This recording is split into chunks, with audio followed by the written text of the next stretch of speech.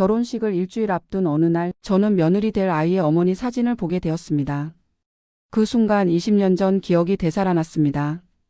2004년 겨울 제 딸이 유치원에서 돌아오지 않았습니다. 3일간의 악몽. 다행히 딸은 돌아왔지만 범인은 잡히지 않았습니다. 그런데 그 사람의 딸이 우리 며느리가 되려 합니다. 며느리는 제가 없습니다. 하지만 저는 용서할 수 없었습니다. 부모의 죄가 자녀에게까지 이어져야 할까요? 63세 시어머니와 29세 신부 두 여자의 이야기를 시작합니다. 결혼식을 일주일 앞두고 있었습니다. 저는 김영희 63세. 평범한 가정주부이자 곧 시어머니가 될 사람입니다. 아들 김준호 31세가 1년 전 여자친구를 데려왔을 때 저는 한눈에 마음에 들었습니다.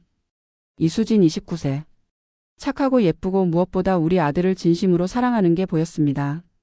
어머님 처음 뵙겠습니다. 이수진이라고 합니다. 어머 사진으로만 보다가 실제로 보니 더 예쁘네. 우리 아들이 복 받았어. 수진이는 수줍게 웃으며 인사했고 저는 그 아이가 참 곱다고 생각했습니다. 그로부터 1년 두 사람은 결혼을 결정했고 저희 가족은 모두 축복했습니다. 특히 제 딸 민지 25세도 오빠 형수님 정말 좋은 분 같아라며 좋아했습니다. 결혼식 준비는 순조로웠습니다. 예식장도 예약했고 청첩장도 돌렸고 드레스도 맞췄습니다. 이제 일주일만 기다리면 되는 상황이었습니다. 그날은 양가 상견례 날이었습니다. 호텔 레스토랑에서 저희 가족과 수진이네 가족이 처음으로 함께 식사하는 자리였습니다. 수진이 부모님은 이경숙 58세 씨와 이태수 60세 씨였습니다. 처음 뵙겠습니다. 김영희입니다. 아내. 저는 이경숙이고요. 이쪽은 남편 이태수입니다. 경숙 씨와 악수를 나누는데 묘한 느낌이 들었습니다. 불편함? 아니면 기시감? 손이 차가웠고 눈을 제대로 마주치지 못하는 것 같았습니다. 정말이지 왜 이런 느낌이 드는 걸까? 하지만 곧 그 생각을 떨쳐냈습니다. 긴장해서 그런 거겠죠. 식사는 화기애애하게 진행되었습니다. 준호가 어릴 때부터 착했어요. 동생도 잘 챙기고. 제가 아들 자랑을 하자 경숙 씨도 웃으며 대답했습니다. 수진이도 착해요. 집안일도 잘하고 요리도 잘하고. 딸 민지도 수진이와 즐겁게 이야기했습니다. 언니 결혼하면 자주 놀러 올게요. 그럼 민지야. 언제든 와. 모든 게 완벽했습니다. 식사가 끝나고 헤어지면서 경숙 씨가 제 손을 잡았습니다. 사돈 우리 잘 지냅시다. 네 그럼요. 하지만 그 순간도 묘한 불편함이 사라지지 않았습니다. 왜일까요? 그날 밤 집으로 돌아와 침대에 누웠습니다. 잠이 오지 않아 핸드폰을 보다가 수진이 SNS를 구경했습니다. 예비 며느리의 일상이 궁금해서요. 수진이는 자주 사진을 올리는 편이었습니다. 카페, 여행지, 음식 사진들. 그러다가 한 장의 사진이 눈에 들어왔습니다. 엄마 젊었을 때 정말 예쁘셨지? 해시태그 어머니 해시태그 옛날 사진 해시태그 추억 사진 속에는 20대 후반으로 보이는 젊은 여자가 있었습니다. 길게 내려온 검은 머리 갸름한 얼굴 그리고 그 눈. 심장이 멎는 것 같았습니다. 손에서 핸드폰이 떨어질 뻔했습니다. 아닐 거야. 저는 사진을 확대해서 봤습니다. 그 얼굴. 20년 전 CCTV에서 봤던 그 얼굴과 너무나 닮았습니다. 아니야. 착각이야. 하지만 손이 떨렸습니다. 저는 침대에서 일어나 서재로 갔습니다. 서랍 깊숙한 곳에 보관해둔 낡은 파일을 꺼냈습니다. 20년 전. 2004년. 제가 절대 잊을 수 없는, 잊고 싶어도 잊을 수 없는 그 사건의 자료들. 신문기사, 경찰 조서, CCTV 캡처 사진. 그리고 범인의 몽타주. 손이 떨리는 걸 느끼며 몽타주 사진을 꺼내 수진이 SNS에 어머니 사진과 나란히 놓았습니다. 비슷했습니다. 너무 비슷했습니다. 헤어스타일은 다르지만 얼굴형, 눈매, 코. 정말이지 이럴 수가 없는데. 저는 그 자리에 주저앉았습니다. 20년 전 그날이 주마등처럼 지나갔습니다.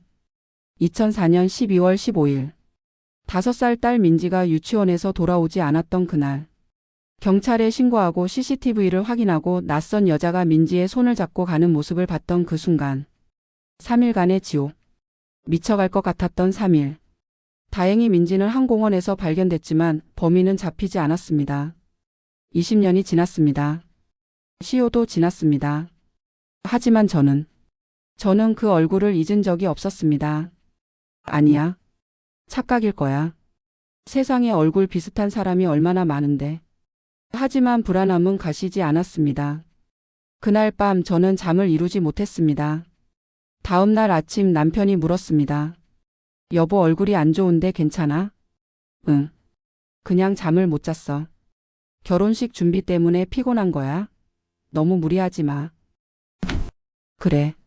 남편에게 말할 수 없었습니다. 아직 확실하지 않은데 괜한 오해를 만들고 싶지 않았으니까요. 하지만 마음은 계속 불안했습니다. 저는 20년 전 자료를 다시 꺼내봤습니다. 회상 시작 2004년 12월 15일. 겨울이었습니다. 눈이 내리던 날. 5살 민지는 평소처럼 유치원에 갔습니다. 엄마, 다녀올게. 그래, 조심히 다녀와.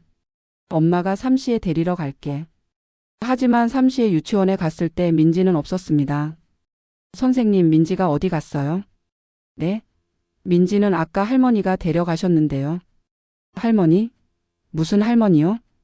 민지 할머니라고 하셨는데. 혹시 아니세요? 심장이 멎는 것 같았습니다.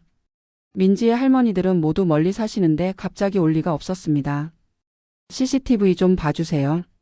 빨리요.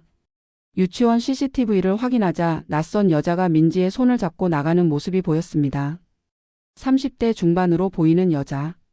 긴 검은 머리에 회색 코트를 입고 있었습니다. 저 사람 누구예요? 왜 우리 딸을 데려갔어요?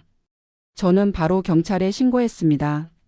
그때부터 지옥 같은 시간이 시작됐습니다. 남편과 저는 미쳐갔습니다. 경찰은 수색을 시작했고 뉴스에도 나왔고 전단지도 뿌렸습니다.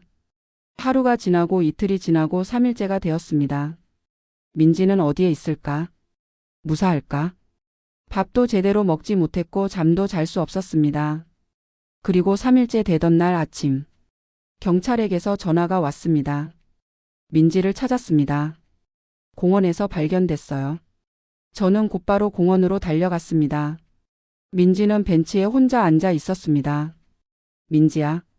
저는 딸을 꼭 안았습니다. 눈물이 멈추지 않았습니다. 엄마. 민지도 울고 있었습니다. 병원으로 데려가 검사를 받았습니다. 다행히 외상은 없었습니다. 하지만 정신적 충격은 컸습니다. 민지는 며칠간 말을 하지 못했고 밤마다 악몽에 시달렸습니다. 경찰은 범인을 찾으려 했지만 실패했습니다. CCTV 화질이 좋지 않았고 목격자도 없었습니다. 몽타주를 만들었지만 그 여자는 나타나지 않았습니다. 사건은 미제로 남았고 시간이 지나며 수사는 종결됐습니다. 민지는 오랜 상담 치료를 받았습니다. 20년이 지났지만 여전히 그날의 기억에 시달렸습니다. 낯선 사람을 두려워했고 혼자 있는 것을 무서워했습니다. 그리고 저는 그 여자의 얼굴을 절대 잊지 못했습니다. CCTV에 찍힌 그 얼굴. 몽타주로 만들어진 그 얼굴. 20년이 지났어도 그 얼굴은 제 머릿속에 선명했습니다. 회상 종료 현재로 돌아왔습니다. 저는 20년 전 몽타주와 경숙 씨의 젊은 사진을 다시 비교했습니다. 비슷했습니다. 너무 비슷했습니다. 하지만 확신할 수는 없었습니다. 정말로 경숙 씨가 그 사람일까요? 아니면 제가 착각하는 걸까요? 그날 오후 저는 민지를 불렀습니다. 민지야, 엄마가 물어볼 게 있어. 왜요, 엄마? 이 사진 좀 봐봐. 저는 경숙 씨의 젊은 사진을 보여줬습니다. 이 사람 얼굴. 혹시 기억나는 것 같니? 민지가 사진을 보더니 얼굴이 굳었습니다. 엄마, 이 사람 누구예요? 수진이 어머니야. 젊었을 때 사진. 민지의 손이 떨렸습니다. 엄마, 이 사람 기억나? 잘 모르겠어요. 근데 왜 마음이 불편하지? 민지는 20년 전 일을 명확히 기억하지 못했습니다. 당시 5살이었고 트라우마로 일부 기억이 사라졌으니까요. 하지만 본능적으로 불편함을 느끼는 것 같았습니다. 민지야, 괜찮아. 엄마가 확인해 볼게. 저는 결심했습니다. 확실히 알아봐야 한다고. 그날 밤 저는 사립탐정사무소에 전화했습니다. 이경숙이라는 사람의 과거를 조사해 주실 수 있나요? 어떤 내용을 알고 싶으신가요? 2004년 12월 전후의 행적이요. 그리고 그 당시 주소지, 직업, 가족관계 등을 알고 싶습니다. 알겠습니다. 일주일 정도 시간 주시면 조사해 드리겠습니다. 일주일. 결혼식까지 정확히 일주일 남았습니다. 저는 불안한 마음으로 그 일주일을 기다려야 했습니다. 3일이 지났습니다. 탐정에게서 전화가 왔습니다. 김영희 씨 조사 결과가 나왔습니다. 만나서 말씀드리는 게 좋겠습니다. 저는 탐정 사무소로 갔습니다. 탐정은 두꺼운 파일을 건네주었습니다. 이경숙 씨에 대한 자료입니다. 파일을 열어보는 순간 손이 떨렸습니다. 이경숙 1966년생. 2004년 10월 임신 7개월 교통사고로 태아 사망. 2004년 11월 12월 정신과 입원 치료 우울증, 산후 정신병 진단. 당시 주소지 서울시 강북구동 민지 실종지역 인근. 2005년 1월 퇴원 후 부산으로 이사. 2006년 딸 이수진 출산. 모든 게 맞아떨어졌습니다. 경숙 씨는 2004년 12월 민지가 실종됐던 바로 그 시기에 정신과 치료를 받고 있었습니다. 자신의 아이를 잃고 정신이 무너진 상태였던 겁니다. 그리고 실종 지역 근처에 살았습니다. 혹시 2004년 12월 15일 그날 병원에 입원해 있었는지 확인할 수 있나요? 탐정이 고개를 저었습니다. 병원 기록은 개인정보라 확인이 어렵습니다. 하지만 외출이나 외박 기록이 있었을 가능성은 있습니다. 저는 파일을 꽉 쥐었습니다. 이제 확신했습니다. 경숙 씨가 그 사람이라고. 20년 전 제 딸을 납치했던 그 사람. 집으로 돌아오는 길 머릿속이 복잡했습니다. 이제 어떻게 해야 할까요? 경찰에 신고해야 할까요? 하지만 탐정이 말했습니다. 시효가 지났습니다. 미성년자 약취유 인제는 당시 공소시효가 10년이었습니다. 2014년에 이미 시효가 만료됐어요. 그럼 처벌할 수 없다는 거예요? 형사처벌은 불가능합니다. 다만 민사소송은 가능합니다. 손해배상 청구 같은 것. 형사처벌도 불가능하다니.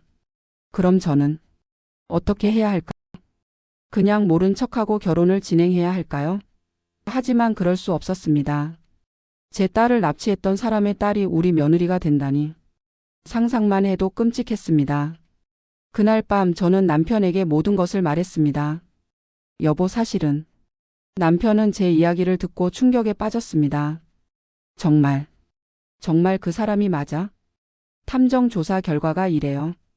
너무 많이 일치해요. 하지만 확실한 증거는 없잖아. 그럼 어떻게 해요? 그냥 모른 척하고 살라고요? 남편은 한참을 고민하다가 말했습니다. 직접 만나서 물어보는 게 어때? 경숙 씨한테. 직접? 응. 확실히 해야 할 것 같아. 오해일 수도 있잖아. 남편 말이 맞았습니다. 확실한 증거 없이 의심만으로 결혼을 막을 수는 없었습니다. 저는 경숙 씨에게 전화했습니다. 사돈, 저 김영희예요. 아, 네. 안녕하세요. 혹시 내일 시간 되세요? 잠깐 만나서 얘기 좀 하고 싶어서요. 무슨 얘기요? 전화 너머로 경숙 씨의 목소리가 떨리는 게 느껴졌습니다. 만나서 말씀드릴게요. 다음 날 저는 경숙 씨를 조용한 카페에서 만났습니다. 경숙 씨는 이미 와 있었습니다. 얼굴이 창백했습니다. 사돈, 앉으세요. 네. 우리는 마주 앉았습니다. 저는 가방에서 20년 전 CCTV 캡처 사진과 경숙 씨의 젊은 사진을 꺼냈습니다. 이 사람, 당신 아니에요? 경숙 씨의 얼굴이 하얗게 질렸습니다. 손에 든 커피잔이 덜덜 떨렸습니다. 이게 뭐예요? 20년 전 2004년 12월 15일. 제 딸이 유치원에서 실종됐어요. 이 사람이 데려갔죠. 경숙 씨는 아무 말도 하지 못했습니다. 당신이 그 사람 맞죠? 긴 침묵이 흘렀습니다. 카페 안에 다른 소리들은 들리지 않았습니다. 오직 경숙 씨의 떨리는 숨소리만 들렸습니다. 그리고 마침내 경숙 씨가 입을 열었습니다. 맞아요. 제 심장이 멎는 것 같았습니다. 제가 했어요. 경숙 씨의 눈에서 눈물이 흘러내렸습니다. 경숙 씨는 고개를 숙인 채 울고 있었습니다. 왜요? 왜 그랬어요? 제 목소리가 떨렸습니다. 경숙 씨는 한참을 울다가 입을 열었습니다. 2004년 10월. 저는 임신 7개월이었어요. 딸이었어요. 그런데 교통사고가 났어요. 제 잘못이 아니었는데 아이가 죽었어요. 경숙 씨의 목소리가 떨렸습니다. 정신이 무너졌어요. 밤낮으로 죽은 아이 생각만 했어요. 병원에 입원했지만 나아지지 않았어요. 그래서 남의 아이를 납치한 거예요. 미안해요. 정말 미안해요. 경숙 씨가 무릎을 꿇었습니다. 카페 안에서요. 그날 저는 병원에서 외출했어요. 정신이 멍했어요. 그냥 걷다가 유치원 앞을 지나갔어요. 그리고 그 아이를 봤어요. 5살. 제 아이와 같은 나이였을 거예요. 너무 예뻐 보였어요.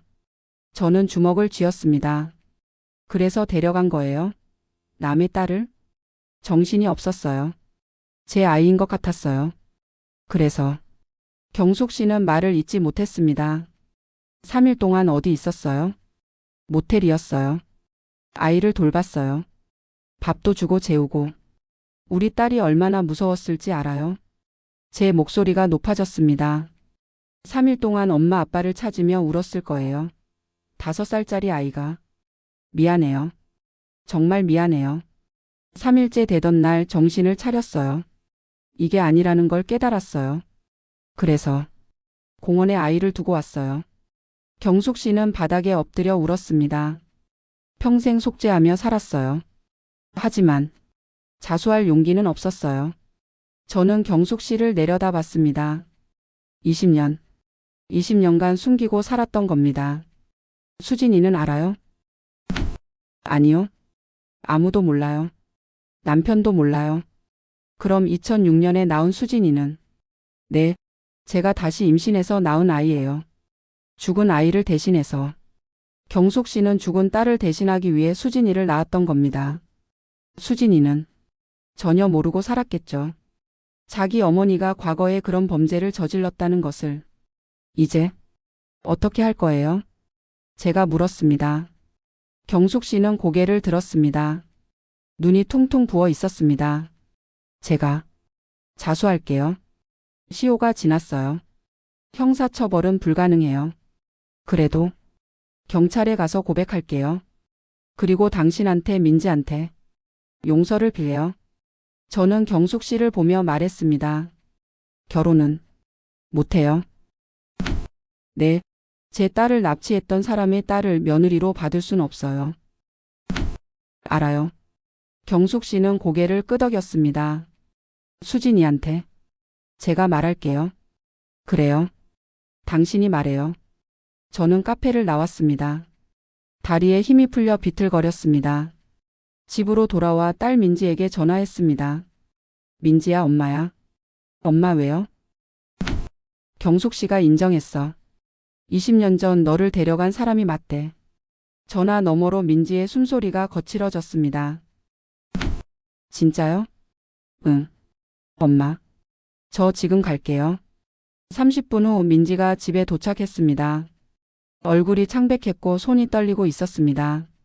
엄마 정말 그 사람이 맞아요? 응. 본인이 인정했어. 민지는 소파에 주저앉았습니다. 왜 저를? 경숙 씨가 당시 아이를 잃고 정신이 무너진 상태였대. 그래서 그게 이유가 돼요? 그래서 남의 아이를 납치해도 된다고요? 민지의 목소리가 떨렸습니다. 저는 20년간 그날의 악몽에 시달렸어요. 낯선 사람만 봐도 무섭고 혼자 있으면 불안하고 눈물이 흘러내렸습니다.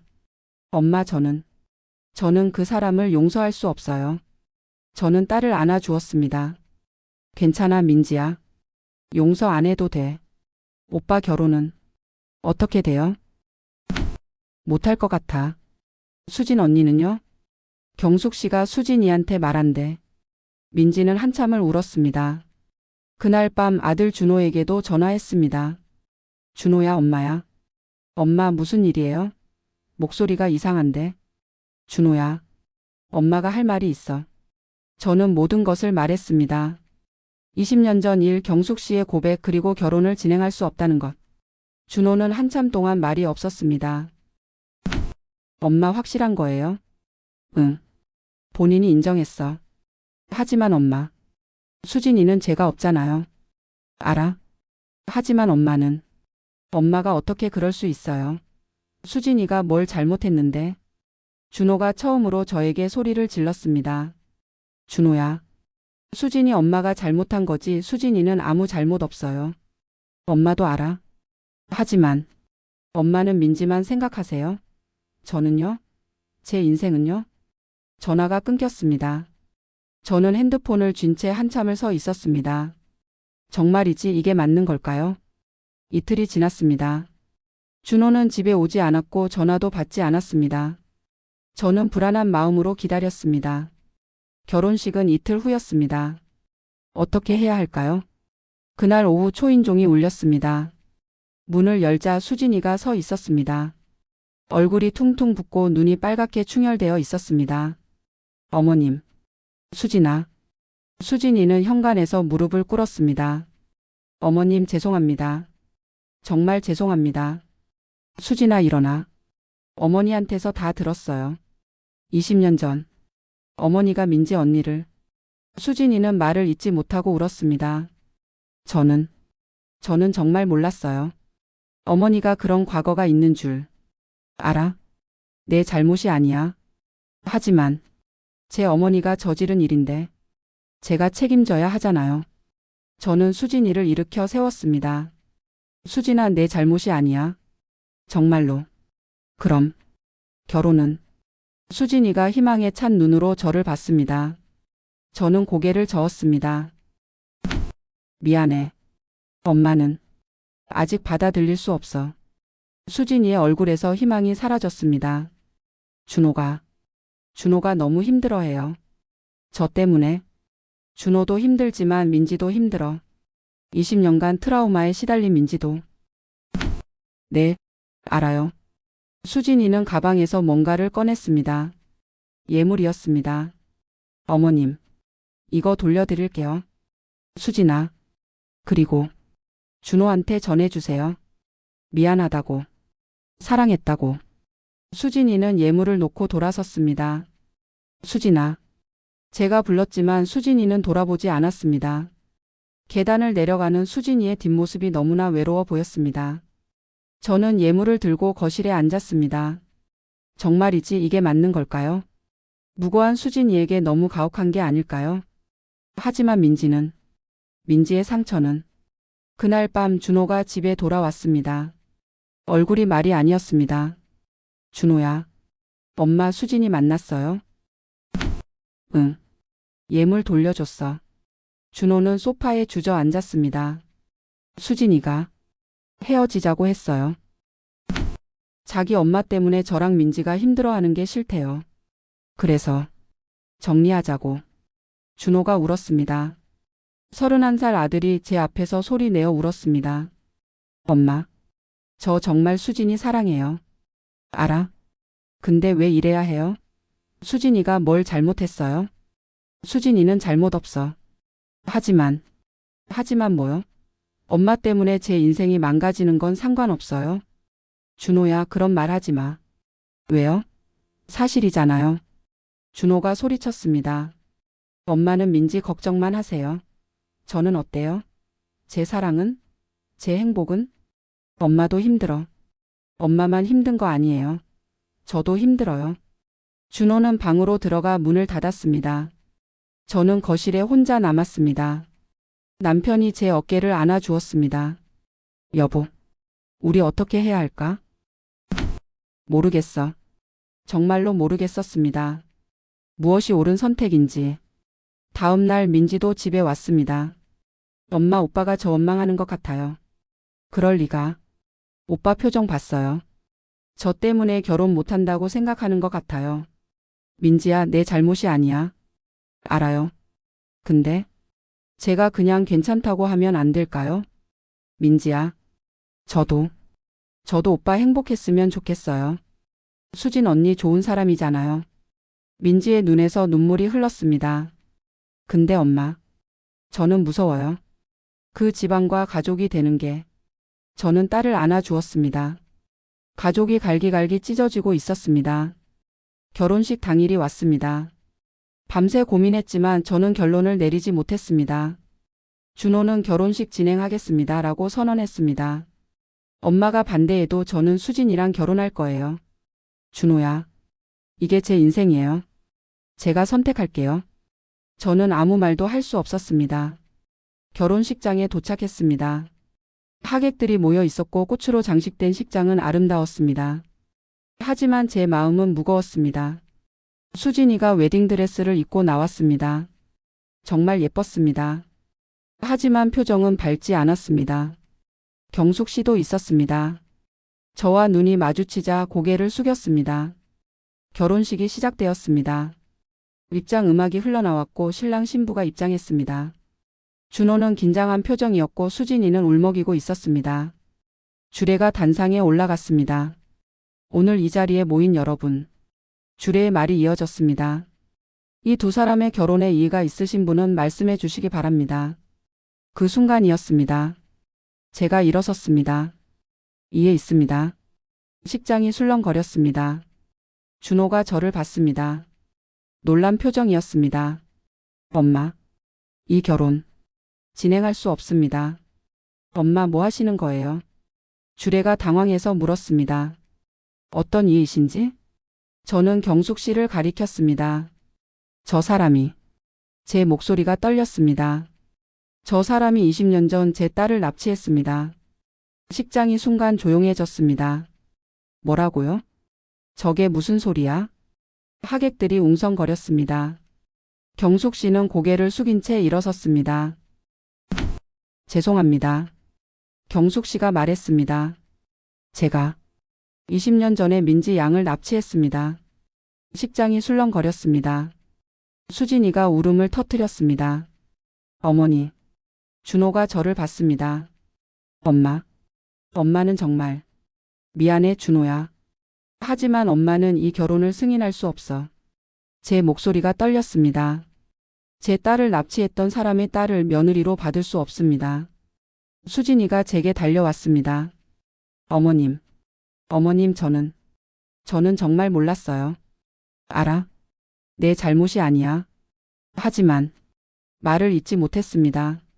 민지도 울고 있었습니다. 식장은 완전히 혼란에 빠졌습니다. 준호가 단상에서 내려왔습니다. 엄마 왜 이러세요? 왜 우리 결혼식을 망쳐요? 준호야 미안해. 미안하면 다해요. 수진이한테는요? 저한테는요? 준호가 처음으로 저를 원망하는 눈빛으로 봤습니다. 그리고 수진이의 손을 잡고 식장을 나갔습니다. 저는 그 자리에 서 있었습니다. 하객들의 수군거림 속에서 정말이지 제가 한 게 옳은 걸까요? 결혼식이 파토 난 후 일주일. 집은 얼음장 같았습니다. 준호는 집을 나가 혼자 살기 시작했습니다. 제 전화도 받지 않았습니다. 민지는 자책하며 방에만 틀어박혀 있었습니다. 남편은 저와 대화를 하지 않았습니다. 당신이 너무 심했어. 결혼식 날 그렇게까지 해야 했나? 그럼 어쩌라고요? 그냥 모른 척하고 살라고요? 수진이는 죄가 없잖아. 나도 알아요. 하지만 난 받아들일 수 없어요. 저는 혼자였습니다. 어느 날 경숙 씨에게서 전화가 왔습니다. 김영희 씨. 저예요. 제가 경찰에 자수했어요. 그래요? 시효가 지나서 처벌은 못 받지만 기록에는 남겠죠. 그리고 제가 할 수 있는 모든 배상을 하고 싶어요. 필요 없어요. 아니에요. 제가 해야 할 일이에요. 경숙 씨의 목소리가 떨렸습니다. 수진이가 많이 힘들어해요. 알아요. 어머니로서 제 죄 때문에 딸이 고통받는 게 너무 괴로워요. 저는 대답하지 못했습니다. 김영희 씨, 저는 평생 속죄하며 살겠어요. 그러니 수진이만은 용서해 주세요. 전화가 끊겼습니다. 며칠 후 민지가 경숙 씨를 만나보고 싶다고 말했습니다. 민지야, 괜찮겠어? 알고 싶어요. 그 사람이 왜 그랬는지. 저는 민지와 함께 경숙 씨를 만났습니다. 카페에서 세 명이 마주 앉았습니다. 경숙 씨는 민지를 보자마자 눈물을 흘렸습니다. 민지 양, 정말 미안해요. 민지는 떨리는 목소리로 물었습니다. 20년 전, 저를 데려갔을 때 저한테 뭐라고 했어요? 괜찮다고. 엄마가 곧 데리러 올 거라고. 저는 엄마를 찾으며 울었나요? 응. 계속 울었어. 민지의 눈에서 눈물이 흘렀습니다. 왜 3일이나 있다가 돌려보냈어요? 3일째 되던 날 정신을 차렸어요. 내가 뭘 하고 있는지 깨달았어요. 그래서 공원에 내가 잘 보이는 곳에 두고 왔어. 저는 20년간 그날의 악몽에 시달렸어요. 민지의 목소리가 떨렸습니다. 낯선 사람이 무섭고 혼자 있으면 불안하고 지금도 가끔 꿈에 나와요. 경숙 씨는 무릎을 꿇었습니다. 미안해. 정말 미안해. 민지는 한참을 울다가 말했습니다. 저도 어머니가 되고 싶었어요. 근데 전 아직도 무서워서 결혼도 못해요. 그게 당신 때문이에요. 경숙 씨는 대답하지 못했습니다. 민지가 일어섰습니다. 용서는 아직 어려워요. 하지만 증오하지는 않기로 했어요. 고마워. 정말 고마워. 민지와 저는 카페를 나왔습니다. 엄마, 수진 언니는 정말 죄가 없는 것 같아요. 그래. 오빠. 정말 힘들 거예요. 알아. 엄마, 저는 괜찮아요. 오빠가 행복했으면 좋겠어요. 민지가 제 손을 잡았습니다. 수진 언니랑 결혼해도 저는 괜찮아요. 눈물이 흘렀습니다. 6개월이 지났습니다. 경숙 씨는 경찰에 자수했고 피해자 가족에게 할 수 있는 모든 것을 했습니다. 민사상 손해배상도 지불했고 공개 사과도 했습니다. 저는 그 돈을 받지 않으려 했지만 경숙 씨는 제가 해야 할 일이라며 고집했습니다. 결국 저는 그 돈을 아동보호단체에 기부했습니다. 민지는 상담 치료를 계속 받으며 조금씩 나아지고 있었습니다. 엄마, 저 요즘 악몽 덜 꿔요. 정말? 다행이다. 경숙 아줌마한테 제 마음을 다 얘기하고 나니까 조금 후련한 것 같아요. 민지는 경숙 씨를 몇 번 더 만나 대화했습니다. 용서는 아니었지만 이해하려고 노력했습니다. 준호는 여전히 집에 오지 않았습니다. 가끔 문자만 보냈습니다. 엄마, 저 잘 지내요. 그게 전부였습니다. 어느 날 수진이가 집에 찾아왔습니다. 6개월 만이었습니다. 많이 야위어 있었습니다. 어머님, 수진아 들어와. 우리는 거실에 앉았습니다. 어머니가 제게 모든 걸 말씀하셨어요. 자세히. 그래. 20년 전에 어떤 일이 있었는지, 왜 그랬는지, 그 후에 어떻게 살아왔는지. 수진이의 눈에서 눈물이 흘렀습니다. 저는 어머니가 그런 과거가 있는 줄 몰랐어요. 제가 어머니의 죽은 딸을 대신하기 위해 태어났다는 것도. 수진아. 어머님, 저는 준호를 정말 사랑해요. 수진이가 울먹였습니다. 근데 제 어머니 때문에 어머님과 민지 언니가 평생 고통받았잖아요. 그게 너무 죄송해요. 수진아, 내 잘못이 아니야. 하지만 제 어머니의 죄잖아요. 그리고 저는 어머니의 딸이고요. 수진이는 한참을 울었습니다. 저도 눈물이 났습니다. 어머님, 용서해 주시면 안 될까요? 수진아, 저는 평생 죄책감을 안고 살겠어요. 민지 언니한테 잘할게요. 어머니 죄를 제가 대신 짊어지고 살게요. 저는 한참을 생각했습니다. 6개월간 고민했습니다. 무엇이 옳은지, 무엇이 정의인지. 수진아, 내 어머님, 엄마는 아직은 어려워. 수진이의 얼굴에서 희망이 사라졌습니다. 하지만 시간이 필요할 것 같아. 조금만 기다려 줄 수 있을까? 네? 완전히 용서할 순 없어. 하지만 내가 죄가 없다는 건 알아. 그리고 준호가 너를 사랑한다는 것도. 수진이의 눈이 커졌습니다.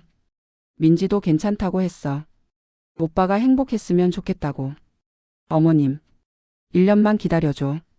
1년 후에 다시 얘기하자. 수진이가 제 손을 잡았습니다. 고맙습니다.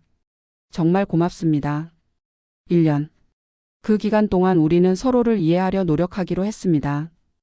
경숙 씨는 계속 속죄하며 살 것이고 민지는 치유를 계속할 것이고 저는 용서를 배워갈 것입니다. 그날 저녁 준호에게 전화했습니다.